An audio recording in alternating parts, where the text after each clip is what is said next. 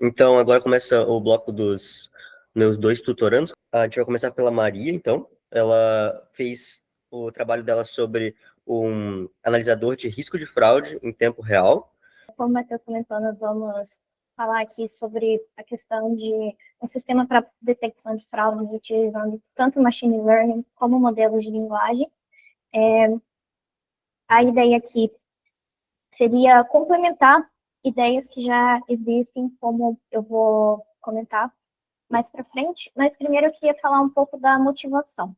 Eu trouxe alguns dados com relação à questão do cenário financeiro do Brasil, especificamente.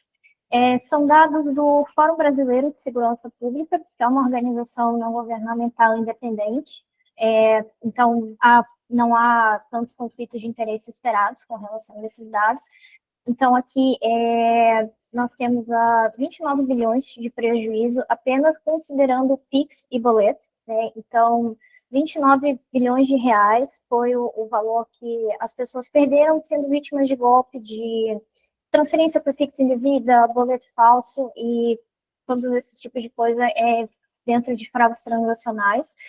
Isso não está considerando nem, por exemplo, fraudes transacionais com cartão de crédito ou pagamento, e várias outras modalidades que já continuam sendo fraudes transacionais.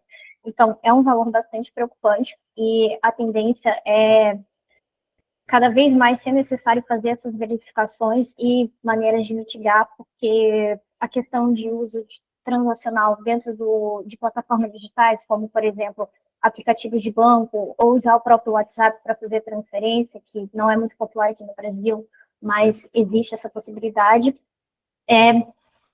se mostra cada vez mais importante. Esse prejuízo de 29 bilhões foi equivalente a 24 milhões de brasileiros que foram vítimas desses golpes, só no período de julho de 2024 a julho de 2025, nesse último ano, mais ou menos. E o problema principal é que, para você fazer a transferência em si, concluir a fraude em si, hoje em dia leva segundos, como eu comentei, né? Cada vez mais uso de plataformas digitais, o sistema de pagamentos passando para o Banco Central sendo extremamente rápido e os apps de internet banking cada vez sendo mais presentes no nosso dia a dia. Então, a ideia é ter um sistema para detecção e alerta dessas fraudes, como já existem outros, porém com alguns diferenciais que eu vou comentar agora. Então, quais são os principais pontos dessa POC? Um sistema que você possa fazer essa auditoria, por assim dizer. Por quê? O volume de transações, como eu comentei, já há muitos anos é impossível, completamente inviável que seja pessoas, uma rede de funcionários, avaliando e validando essas transações. Então, já há alguns anos, existem sistemas automatizados, né, para fazer esses alertas de fraude, e diversas empresas, como a Serasa, por exemplo, eles já comercializam esses antifraudes e antifraudes já baseados no machine learning. Porém, existe essa questão do equilíbrio, porque, por um lado, enquanto é inviável você fazer essa validação 100% humana, um sistema mais generalista e um sistema de computação, como qualquer outro, ele está sujeito à falha humana. Então, seria essa questão de você combinar uma confiabilidade de você ter um ser humano validando isso, com a rapidez e agilidade de você receber a transação e disparar um alerta, seja para o sistema do bancário ou para o sistema da própria pessoa, como aquelas mensagens que a gente recebe no aplicativo do banco perguntando se foi a gente mesmo que fez aquela transação. Então, esse sistema ele precisa ser preciso. Então, foi treinado um modelo com 85% de caso de falso positivo, de verdadeiro positivo, né? Esse valor, para quem trabalha um pouco com questão de machine learning, talvez possa gerar um estranhamento, mas eu vou explicar um pouco mais sobre isso futuramente. E ele também precisa ser simples, porque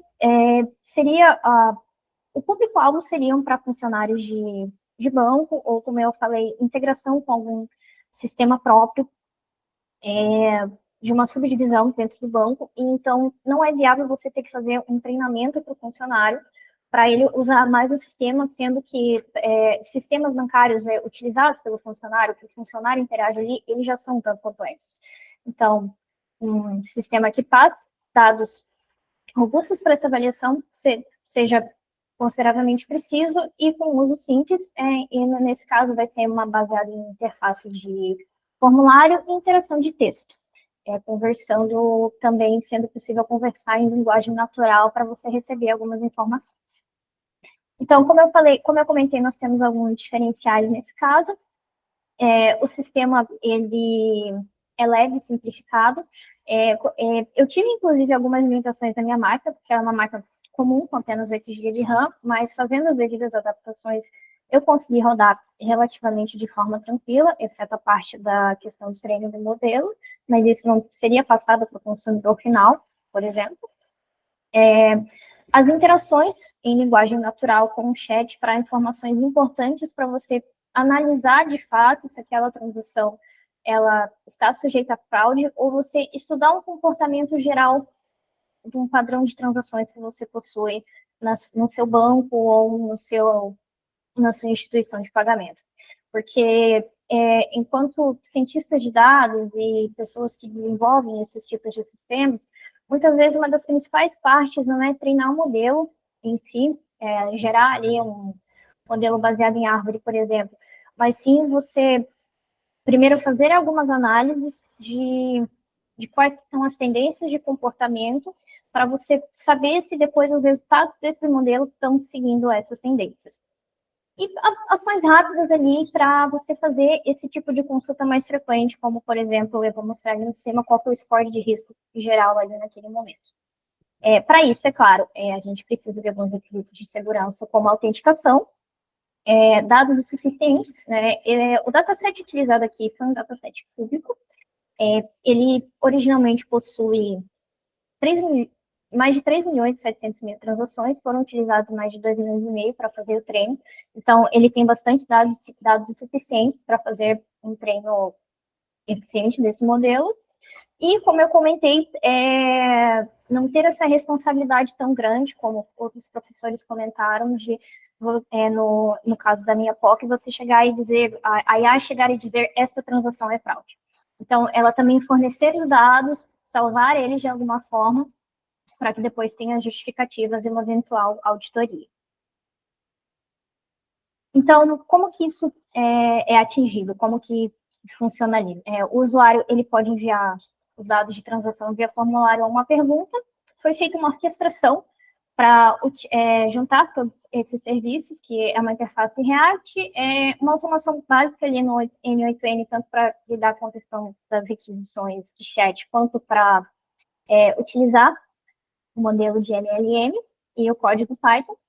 Então, isso vai ser transferido para uma inteligência artificial, tanto a parte de machine learning, para você avaliar o risco específico de transação, ou modelo de linguagem para responder as perguntas em linguagem natural, e retornar, né, com a resposta na interface. Então, eu vou colocar aqui no sistema as informações de login. Aqui um exemplo para uma fraude, para analisar o risco de fraude de uma transação típica. Por que uma transação típica? Primeiro, muitas vezes o falso positivo é mais preocupante, porque para os bancos é um prejuízo muito grande, por exemplo, você bloquear uma transação que ela é legítima. Então, aquele valor de 85% muitas vezes é avaliado pelo banco ou pelas pessoas interessadas ali como um valor ótimo. Depois eu vou passar algumas questões das métricas desse modelo, entre esse balanço de você captar fraudes o suficiente, mas você também não ficar travando todo o sistema de transação financeira todo o sistema de transação financeira do banco. Então, aqui, como eu falei, é uma transação de cash out. Essa transação de cash out significa basicamente que você está enviando valores para outra pessoa. Seria, por exemplo, um pagamento simples de um salário para o seu funcionário, algo do tipo, e ele classificou como uma transação legítima. Aqui também eu tenho um exemplo, como eu falei, aí as interações, as perguntas que ela me pode responder. Então, você pode cadastrar um alerta para fraude, por exemplo, alerta para transações superiores a 50 mil reais. Nesse momento não tem nenhum alerta cadastrado, mas o modelo apresenta um risco geral baixo. E o principal tipo de transação associada à fraude é o cash out. Então, recapitulando, o que foi implementado para essa POC, né? Nós temos uma tela de login, um chat interativo, ações rápidas, formulário para transação e esses indicadores de risco, considerando possibilidade de fraude alta, média ou baixa. Aqui eu salvei algumas capturas de tela, caso tivesse algum problema para executar, mas deu tudo certo. Então, aqui, os resultados finais desse modelo, né? Nós tivemos a métrica de ROC alta ali do equilíbrio de 92,45%. Então, teve um balanço que eu considero satisfatório. Como eu falei, né? A detecção de fraude a 85%. É claro que esses valores podem ser revisados e otimizados, mas no uso real, vendo em situações reais, em uma empresa em que eu trabalhei, que fornecia esse tipo de produto, muitas vezes um valor próximo dos 90% para esse valor específico de recall, ele já considera ser satisfatório. E daí, como eu falei, sempre está sujeito a melhorias, né? A questão de precisão e o threshold escolhido, que foi de 0,433, ele pode ser melhorado, mas isso seria para estudos futuros. E também, como é uma questão muito personalizável, no cenário ideal seria um modelo específico para um sistema de pagamentos ou para o banco interessado. De qualquer forma, esses valores podem mudar no cenário real, porque, como eu falei, um dos grandes problemas são sistemas muito generalistas que já te trazem um modelo pronto, testado com uma base de dados padrão, em vez de uma base de dados com os comportamentos transacionais daquela instituição financeira especificamente. Então, concluindo, o potencial dessa prova de conceito é acrescentar melhorias no nosso sistema financeiro, principalmente considerando essa questão da personalização para cada cenário de um sistema de pagamentos, porque todos os dias, né, nós conseguimos ver novas instituições, novos bancos ou instituição de pagamento surgindo, e novas formas de você realizar transações financeiras. Agora, por exemplo, o Banco Central liberou o Pix por aproximação, onde você aproxima o cartão de uma maquininha, como você faria para fazer um pagamento com cartão cadastrado no seu celular. Então, um sistema que seja possível você fazer essas alterações conforme mudanças de padrão, e mais importante, você ter notificações sobre mudanças de padrão comportamental e ter uma forma de você verificar isso mais direta, fazendo uma simples pergunta no chat, seria um grande potencial. E para melhorias possíveis, como eu comentei, haviam limitações na máquina que eu rodei essa POC. Essa base de dados, ela veio diretamente salva na minha máquina, salva localmente. Então, primeiro de tudo, para um cenário real, seria necessária uma integração com uma base de dados, PostgreSQL, por exemplo, tanto para a questão de tratamento seguro de login, para você armazenar os hashes de login e senha e toda essa questão, como você está recebendo ali, de fato, em tempo real, as transações e ele está puxando via requisições seguras. Como eu comentei, o sistema de alertas integrado ao sistema bancário, então você ter, por exemplo, na tela do funcionário ou na tela do usuário do banco, uma notificação para uma transação suspeita. E eu utilizei, para essa parte das respostas do LLM, um modelo feito por requisição de API para o Grok. Foi utilizado o Grok Compound, e ele estava rodando por fora, não estava localmente na minha máquina. Para a questão de POC, aceitável, porém o ideal sempre seria esse modelo rodar localmente, tanto por uma questão de segurança de várias questões de acesso às informações, como porque para a questão de integridade é muito complicado você depender de um LLM específico e você poder configurar os parâmetros dele localmente é o cenário ideal, além do fato do caso, como a gente está considerando o cenário de tempo real, a velocidade para você conseguir tratar essas transações, essas perguntas que um funcionário de banco estaria fazendo. Então, acredito que seja isso. Não sei se alguém tem alguma pergunta. Eu tenho uma pergunta. Oi, Maria. Parabéns pelo trabalho, é um assunto assim muito interessante, né? Porque envolve questão financeira, né? Então acontece dia a dia, todo dia, problemas, né, no sistema financeiro brasileiro, né, a gente sabe, né? E uma coisa, vou direto à pergunta, né? Que tipo de cuidados, ou que a gente poderia fazer para evitar que modelos de linguagem maliciosos, né, ou que foram infectados, né, possam modificar, né, a análise de risco e assim gerar, né, poder causar um prejuízo com a instituição financeira? O que você poderia fazer para evitar que esse tipo de coisa pudesse acontecer? Bom,